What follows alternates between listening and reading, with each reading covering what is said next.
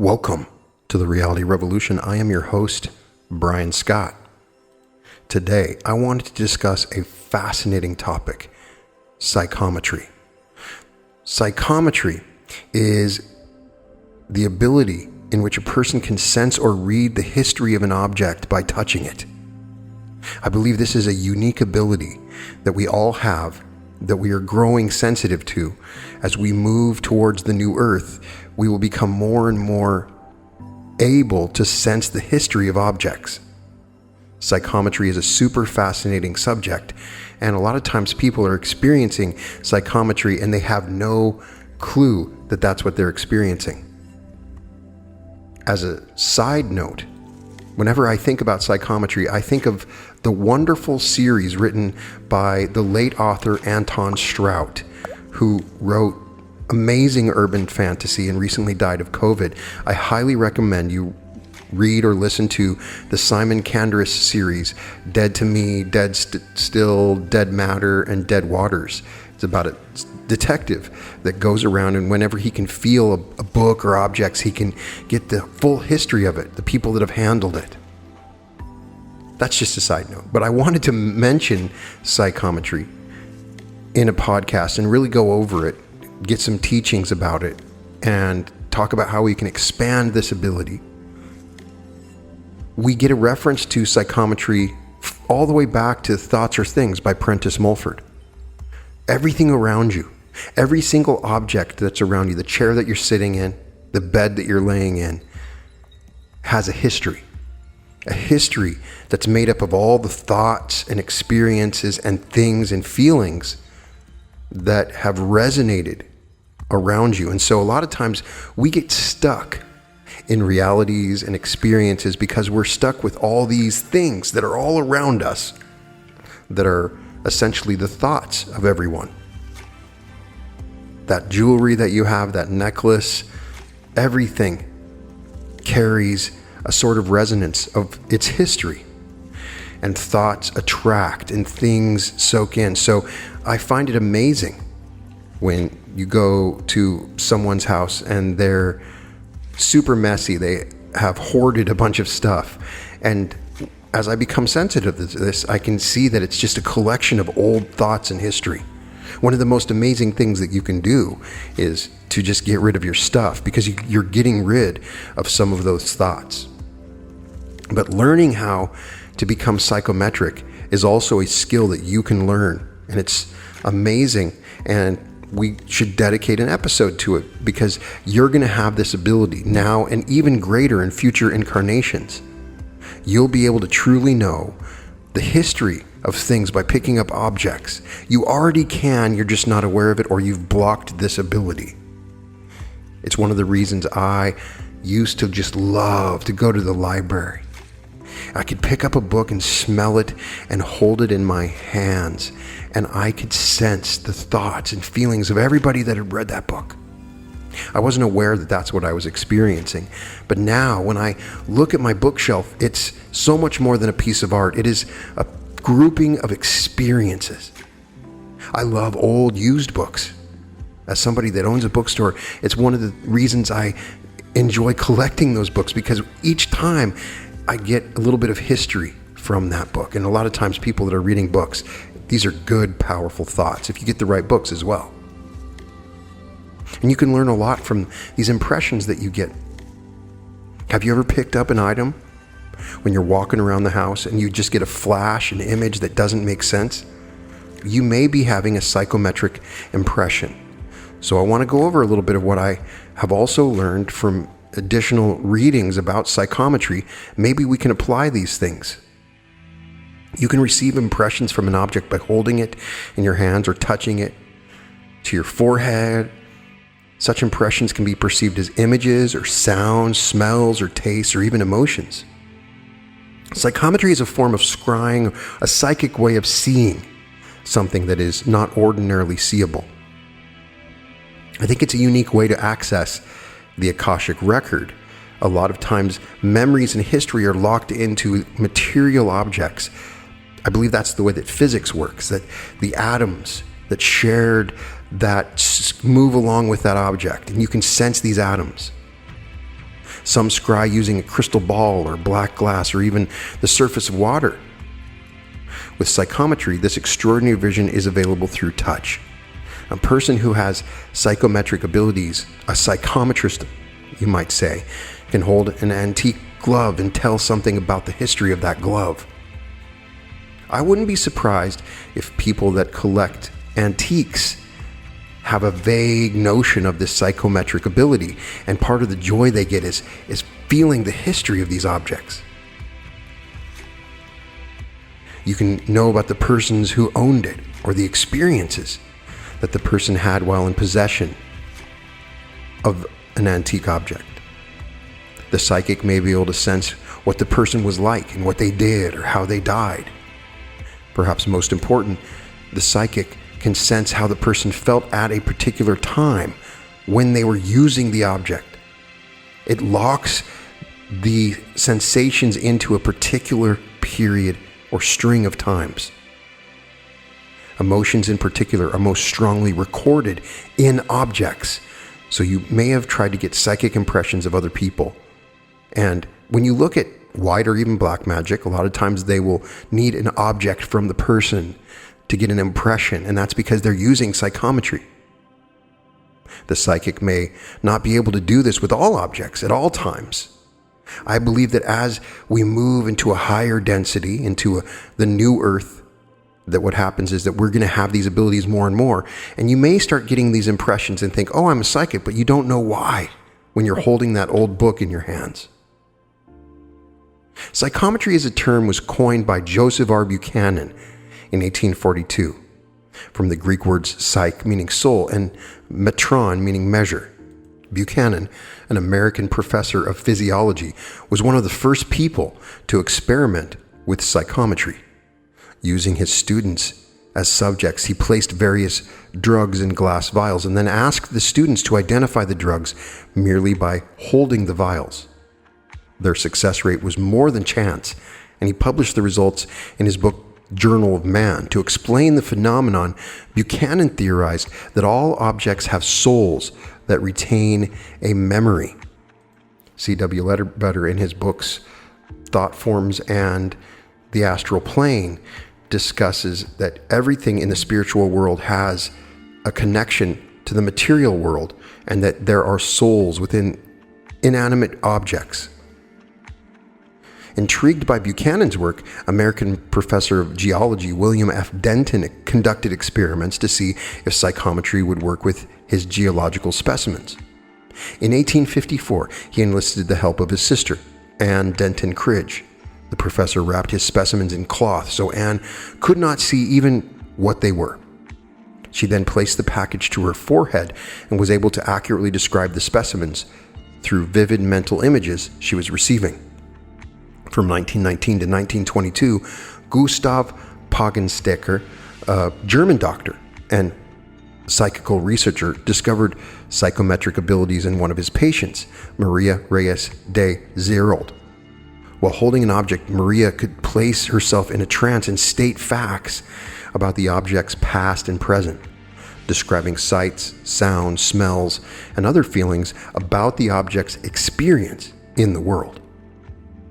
Poggenstecker's theory was that a psychometrist could tune into the experiential vibration contained in this object. And you'll notice a lot of times these studies just focused on psychics. I believe this ability is available to all of us. Most of us have blocked it from lack of belief, other things. Poggenstecker's vibration theory is getting the most serious attention from researchers. Psychics say the information is conveyed to them, writes Rosemary Ellen Guiley in Harper's Encyclopedia of Mystic and Paranormal Experience, through vibrations imbued into the objects by emotions and actions in the past. These vibrations are not just a New Age concept. They have a scientific basis as well. In his book, The Holographic Universe, Michael Talbot says that psychometric abilities suggest that the past is not lost, but still exists in some form accessible to human perception. With the scientific knowledge that all matter on a subatomic level exists essentially as vibrations, Talbot asserts that consciousness and reality exist in a kind of hologram that contains a record of the past, present, and future. Psychometrics may be able to tap into that record. All actions, Talbot says, instead of fading into oblivion, remain recorded in the cosmic hologram and can always be accessed once again. Yet other psychical researchers think the information about an object's past is recorded in its aura.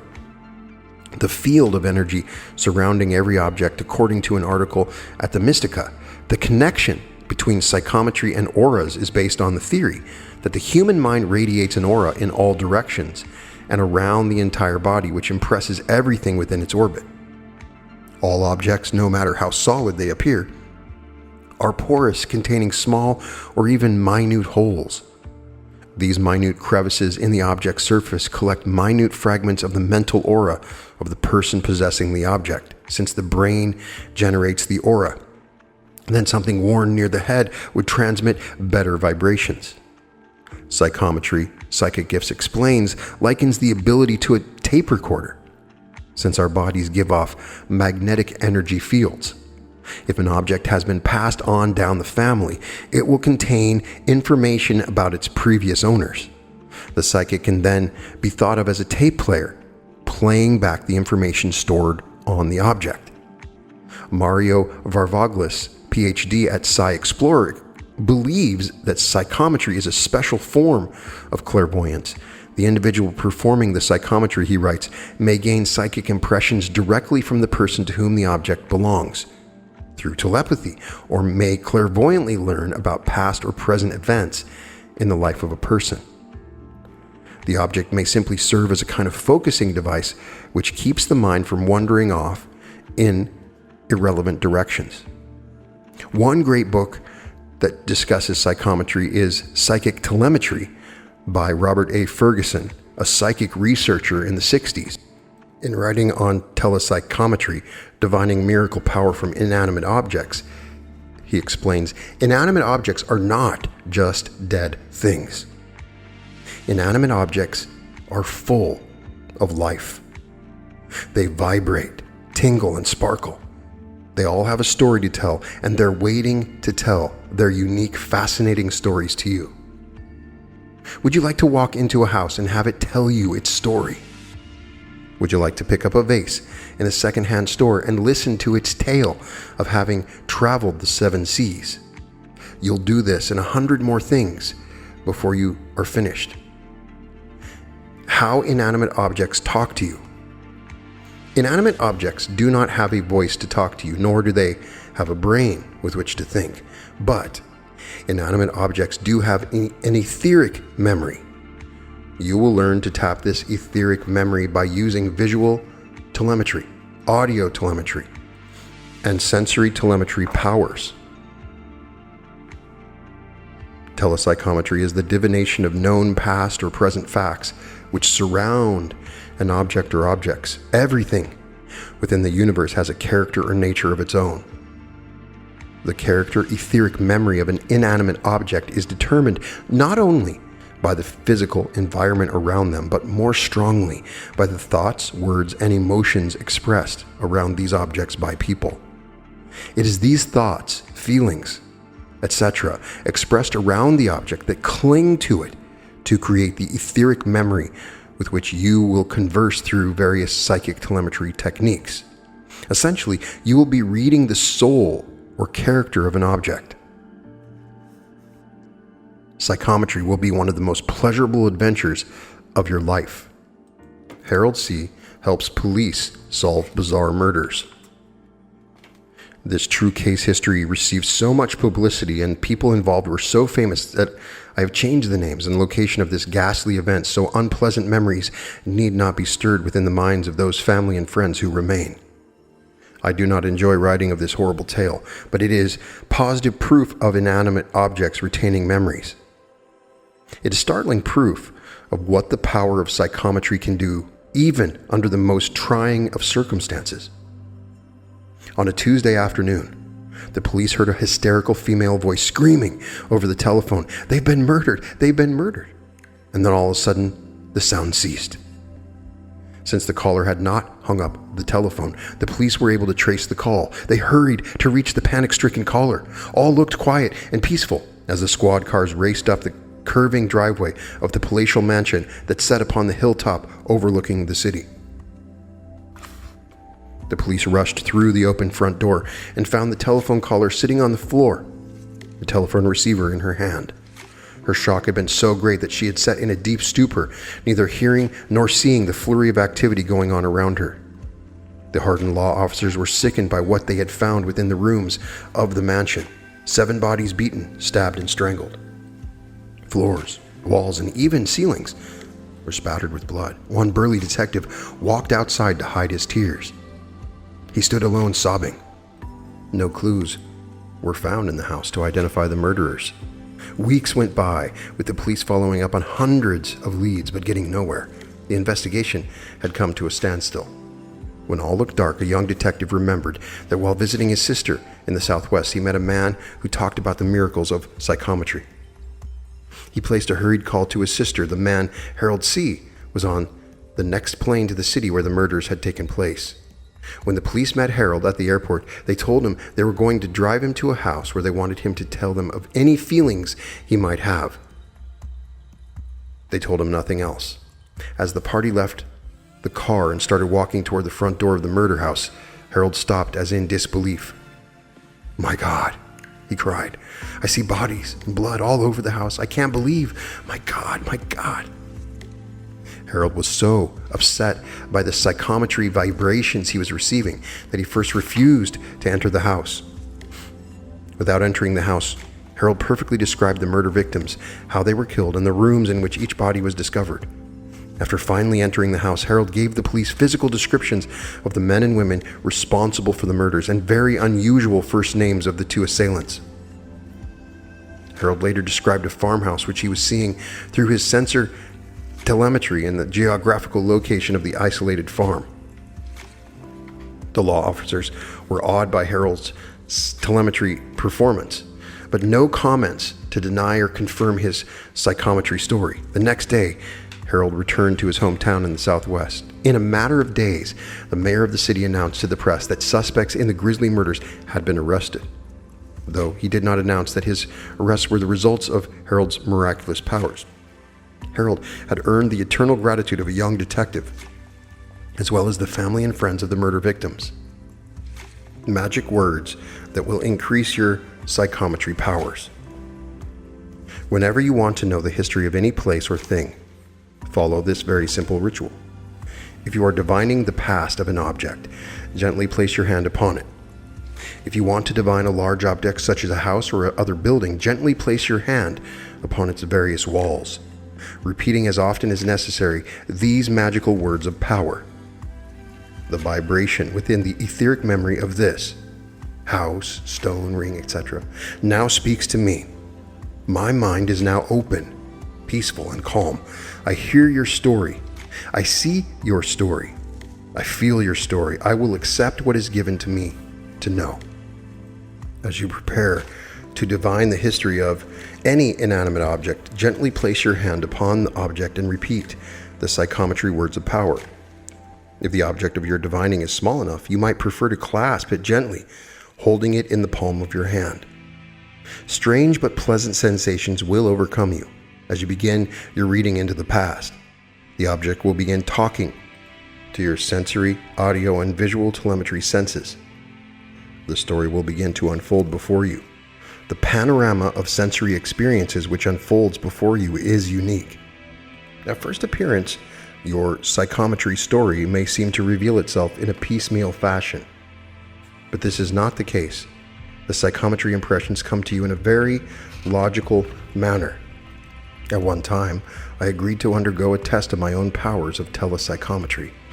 I did not know what object would be used for the test until I was handed a Catholic rosary. I performed my ritual and commenced the reading. I hear a foreign language. I cannot speak the language, but I am sure that it is Italian.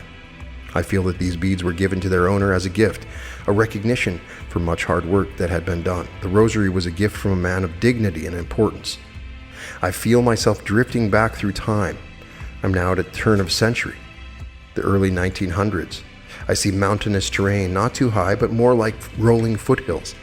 The vineyards and farmlands which I see around me are very beautiful. I see 7 children, and I hear the name of Maria. The lady who owned these beads was quite elderly and feeble, and she died. I can feel my hand shaking just as hers did as she held the same rosary. The wonderful woman did not die after a long or painful illness. She simply drifted peacefully into heaven during her sleep. I felt myself doing this very thing, drifting peacefully up toward the clouds. The information given in this reading, while using my psychometry powers, was confirmed at the end of the test. The rosary had belonged to a woman named Maria, who had been the mother of 7 children. Maria was born in Italy among the rolling hills where she grew up on her father's farm and vineyard. The rosary was indeed a gift. Maria was a devout Catholic. She worked so diligently among the poor that in the early 1900s, a Catholic cardinal presented the young girl with his own rosary as a token of his appreciation.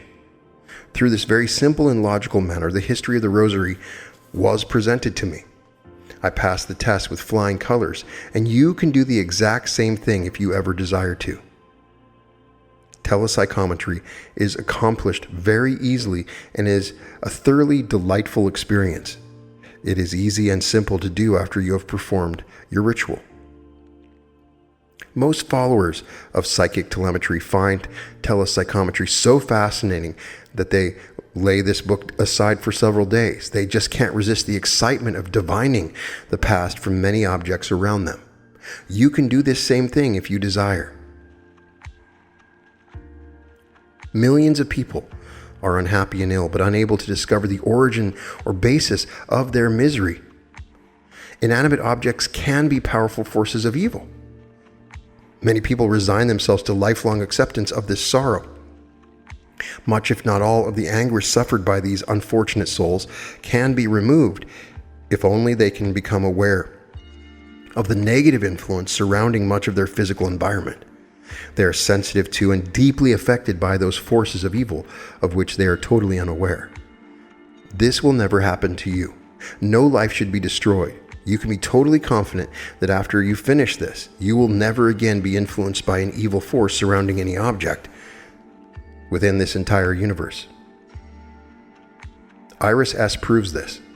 Iris S. removed a curse from a house and made $50,000 in 1 year. Jay and Karen were very happy in their medium-priced development home. They were so happy in their home that they didn't want to cut their ties when Jay was transferred to another city. They decided to lease their dream home rather than sell it. The neighbors were pleased as they watched the attractive new couple and their children move into the house. But time proved their attractiveness to be on the outside only. In only a matter of days, the past history of the couple was unveiled. Their whole life together had been one of evil doing. The new couple were not married to each other and had moved into the house with hopes of changing their identity. The woman had been released from prison 5 years earlier after serving a prison term for manslaughter. The male member of the couple had been released from prison after serving a long jail sentence for armed robbery. Only a few days after this couple had moved into the tidy home, the woman's legal husband was released from prison. He came to the home and shot holes through the front door, severely wounding his wife's lover. The evil force began to build its vibrations around the house. During the year that these people lived in the house, the man constantly beat the women and children. The house was the scene of almost constant drunken orgies. The neighborhood was quite relieved when both the man and woman were arrested for burglary and removed from the neighborhood, but the house remained cloaked in a vicious veil of evil. With the house now empty, Jay and Karen returned on a vacation to paint and repair the home, which held such fond memories for them, but something was different. The house did not seem to be the home they had left 1 year earlier. Whenever Karen entered the home to help Jay with the painting, she became moody and depressed. She was irritable, using every excuse to begin an argument with Jay. Finally, in disgust, she walked from the house, swearing she would never enter it again. Before returning to their home in the other city, Jay and Karen put the house up for sale. The very attractive house stood vacant for months, while similar homes around it sold almost immediately. The real estate lady who was handling the property at this particular time was a friend of mine. She told me that she didn't think she would ever sell the house. I drove up in front of the house with prospective buyers and they were thrilled with it. I take them inside and at least half the people have said, "This is just what we've been looking for." But before we've got out of the house, they've changed their mind. Not one person has been able to tell me exactly why they suddenly changed their opinion of the property. They say there is just something about the house that makes them nervous. No one wants to live in that house. In desperation, the price of the house has lowered to make it a bargain. It was hard to resist. The house finally sold. The couple who now bought the house were happily married with sons, aged 8 and 10. Before 1 year had passed, the family was plagued by tragedy. The wife had a near-fatal accident. One son drowned while swimming in 3 feet of water. The second son developed epilepsy. Finally, the husband deserted his wife for another woman. The house has sold 3 times following these tragic events. The marriages of the next 3 owners ended in divorce. The house again stood vacant for months until it was purchased by Iris, a widow with 1 small daughter. Iris breaks the evil curse upon the house. Iris had been told the history of the house before the purchase was made. That house is selling for half the price of the identical homes around it. I can't afford to pass up a bargain like that, she told me. Before moving into the house, and with no one else around, Iris performed the ritual to banish evil influences from houses. She moved into her new home and was extremely happy. In fact, she never had been happier. It seemed like one good thing happened after another. Iris had certainly banished the evil influences from the once tragic-stricken home. Iris had only lived in the house for a few months when a realtor knocked at the door. "I have a couple looking for a house in this neighborhood. They've driven by yours and have fallen in love with it. Would you be interested in selling it?" Iris sold the house for $30,000 profit. Now she wanted to increase her $30,000 windfall, but had no experience in stocks or bonds or other investments. With her money in the bank, the happy lady now performed prosperity rituals and enchantments and sat back and waited. It didn't take long for enchantments to go to work. The powerful ritual that will banish evil influences from a house or other buildings. Before beginning your ritual, relax. And with all the strength you possess, make this powerful declaration. I am the ultimate power of good. I now banish from this house and from the smallest blade of grass all evil influences. All that will now remain within this house is the power that will bring wealth, health, and happiness to all who enter its doors. My guardian will bear witness to my exorcism, and so it is. When this powerful ritual has been performed, you must then walk around the building 3 times counterclockwise while performing a second powerful ritual. As you are walking around the house counterclockwise, continue repeating these words until your walk has been completed. I am now walking back in time. As I walk into the history of this home, I drive all influences of evil from its walls. It is only good that remains, and so it is. This second ritual can be very, very exhausting. After it has been completed, sit down and relax for just a few minutes or until your strength has returned. It would be a very rare instance where an evil influence could withstand the 2 powerful rituals which you have now performed. But if your sensory telemetry warns you that an influence is still present, a small amount of investigation will reveal where the evil force is lurking. Negative influences are attracted to negative shades of the color red. The vibrations from an evil past environment are the most difficult to detach and destroy if they are from these red tones. If an influence has escaped your rituals, you will find that carpeting, wallpaper, or walls within the house are of these red tones. If carpeting within the homes is of a red tone, the evil influence can only be completely banished if the carpeting is taken up and removed from the premises. If the floor covering is to be replaced, yellow, gold, or blue should be considered as suitable substitutes. Wallpaper or other types of wall covering must be completely stripped from the wall and replaced. Walls that have been painted with the negative color tones are much easier to correct. Simply wash the wall thoroughly, making sure that areas are missed while scrubbing. Then paint the wall with true white, good quality paint. Your complete exorcism of negative influence has now been successful. All that remains within the house or building are influences that will bring abundant joy to any person who resides within its walls. The case of the black pentacle. An obviously distraught gentleman telephoned me one evening. "Do you believe in curses?" he asked. I assured him that I did. As we were talking, I began searching his home with my visual telemetry. "You don't have to tell me anymore. I can see a black object hanging on a wall over a bed. That's what's causing this sudden rash of bad luck. Get rid of it and your troubles are over." Forrest's son had apparently helped a neighbor clean the basement of an old apartment building. The young son had discovered a black pentacle among the many discarded items. He was attracted to the black 5-pointed star, took it home, and placed it on the wall of his bedroom. Fortunately, the quick-thinking father used his common sense and immediately sought help as he felt the veil of negativity settle upon his home. He quickly saved his family from vibration that would soon bring tragedy. You can quickly remove all traces of the negativity which may cling to inanimate objects from your own home and the homes of family, acquaintances, and friends. Your friends will soon be calling you the miracle worker as you bring health, wealth, and happiness into every home you enter. You will undoubtedly find that you do not have enough time to fulfill all the requests for exorcism which will come to you as your fame rapidly spreads. The ritual of exorcism to banish evil from small inanimate objects. This simple ritual is guaranteed to work every time you use it. It's so simple and yet so powerful. Place your hands firmly upon the object that you wish to exorcise and repeat these words of power. In the name of all that is good, I now command that all evil influences leave this object now. When this ritual has been completed, an added psychic touch of power is to cleanse the object in chilled, clean water. How to build a power that attracts good to any inanimate object. You might term this ritual how to develop your own lucky charm. The ancients wore various talismans because they knew the power of inanimate objects to ward off evil and draw good luck to the wearer. Lucky charms can be a ring, a horseshoe, or even an object as large or larger than an automobile. Wherever or whatever the object might be, you can be absolutely positive that vibrations of good will shower upon it to draw every beneficial thing to you. Again, place your hands firmly upon the object that you are about to make your magnet of good and repeat very firmly and in a strong voice these magic words exactly 7 times. I declare you a magnet of good. Then cleanse the object in very warm water. If it is not practical to use water on the new lucky charm, place it in the warm sunlight for at least an hour. You've undoubtedly already discovered, as have hundreds of people before you, that the beneficial uses of telepsychometry are limitless.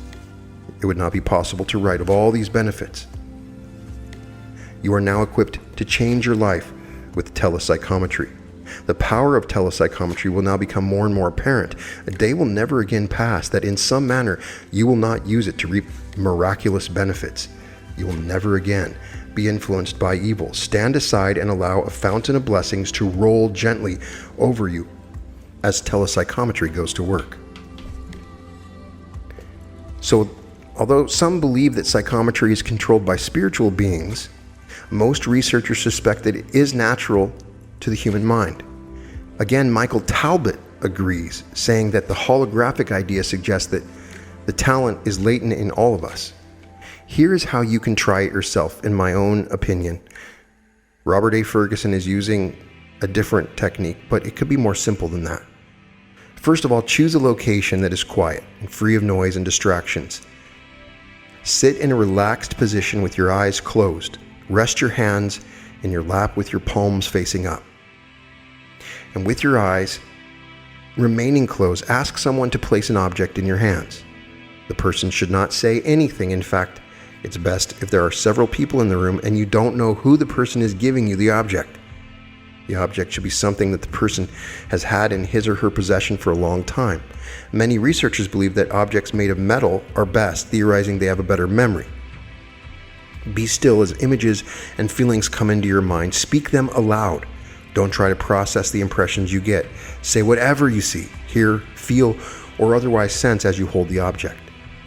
Don't judge your impressions. These impressions may be strange and meaningless to you, but they might be of significance to the owner of the object. Also, some impressions might be vague, and others might be quite detailed. Don't edit, speak them all. Just try that. I'm asking anybody listening to this episode, give that a try. See what comes out. See if there's some truth in it. Practice it. You may find that you had the wrong impressions that you verbally give, but then when you look back on it, you sense the correct impressions later on. It's a good way to test your own psychic abilities in any case. The more you try, the better you will become, says Psychometry Psychic Gifts Explained. You should start to see better results as your mind becomes used to seeing the information. But you can progress. At first, you will be pleased to pick up on things correctly, but the next stage is to follow the pictures or feelings. There may be a lot more information that you can obtain. Don't worry too much about your rate of accuracy, especially at first. Keep in mind that even the most renowned psychometrists have an accuracy rate of 80 to 90%. That is, they are inaccurate 10 to 20% of the time. The important thing is to be confident that you will gain accurate psychic impressions when you handle the object, says Mario Varvaglis at Psy Explorer. It's also important not to try to figure out likely histories of the object, not to analyze and interpret your impressions to find if they make sense. It's better to simply observe all the impressions that come into your mind and describe them without clinging to them and without trying to control them. Often, the most unexpected images are likely the most correct. So who knows how accurate it will be for you? I am saying to become aware of this. I'm saying to start becoming aware of the impressions you get when you handle objects. The more you do this, the more that you realize that what comes into your mind may have some validity as to the history. Maybe you get feelings, and more importantly, the objects around you are creating your reality at the same time. If you're around a bunch of negative objects, then you could be creating a negative future because it is a channel or flow of thoughts coming from those objects. Maybe that's what is happening with haunted houses. Maybe that's what's happening when people are saying they're having memories of reincarnations. Actually, they're just close to some object that has those memories. Maybe we need to figure out how to differentiate psychometric impressions from other psychic impressions as we expand our psychic abilities moving in to the new earth. I want to know what you think. Can you read the psychometric impressions of inanimate objects? I want to know. Obviously, some people are going to be much better at it than others. It is a right brain activity. If you're a very much left brain person who's analytical, mathematical, engineering type, it'll be harder for you. I believe these impressions come from the right brain. They come from the heart and right brain coordination. So as you expand your psychic abilities, your right brain becomes activated. So you need to find a way to separate yourself from that analytical mind and move into the creative mind. The creative mind has the ability to sense these impressions. And it's just an ongoing experience of learning how your mind works. I want to know if anybody has experienced this and how it works. I think it's an important thing to talk about when we try to expand our psychic abilities. In any case, all episodes of The Reality Revolution can be found at therealityrevolution.com. And welcome to The Reality Revolution.